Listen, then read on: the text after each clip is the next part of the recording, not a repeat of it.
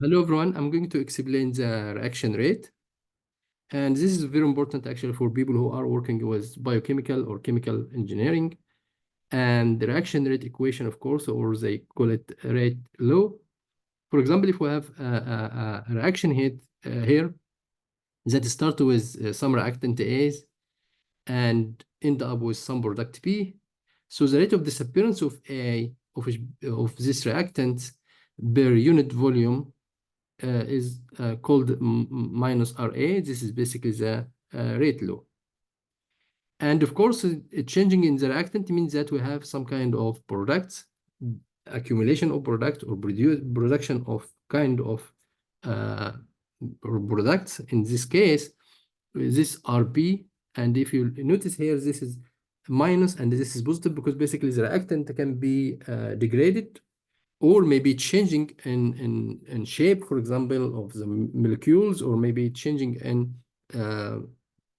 the status of the reactant, for example.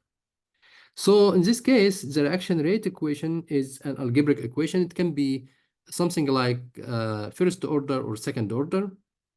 And for catalytic reaction, the rate of disappearance of species can be expressed as mole per gram of catalyst per unit time, for example, per second. And for heterogeneous reaction, which are this kind of catalytic reactions, also it can be the rate of disappearance of reactant can be expressed as the amount in moles per unit surface area of the catalyst per unit of time.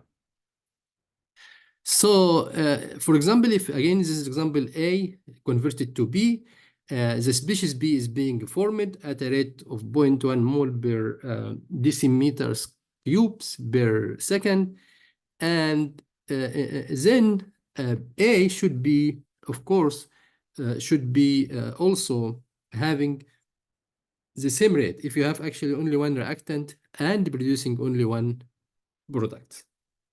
Of course, you can have actually some kind of also this, assuming that this is 100% and assuming that also that the reactant is stoichiometry just 100% in, 100% out.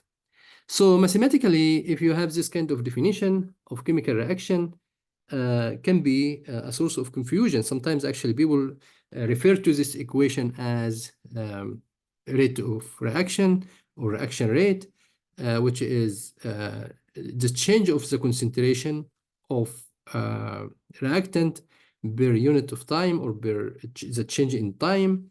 This basically is a very simple equation. You can find it for batch systems. It's not really the rate of change or the rate or the reaction rate, because this is basically a batch system, and this is just mass balance or molar balance or mole balance, basically. This equation doesn't apply to any continuous flow, because if you have continuous flow under steady state, this means that the change in concentration or change of the amount of mole over time will be zero. This means that the reaction rate will be zero, which is not correct.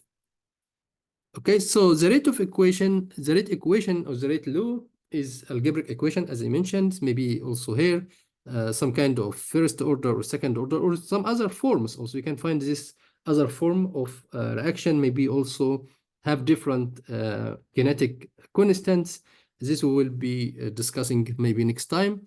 And here, this algebraic equation is a function of properties of reactant material and the reaction conditions. For example, concentration of reactant and temperature, pressure, and the type of catalyst if used.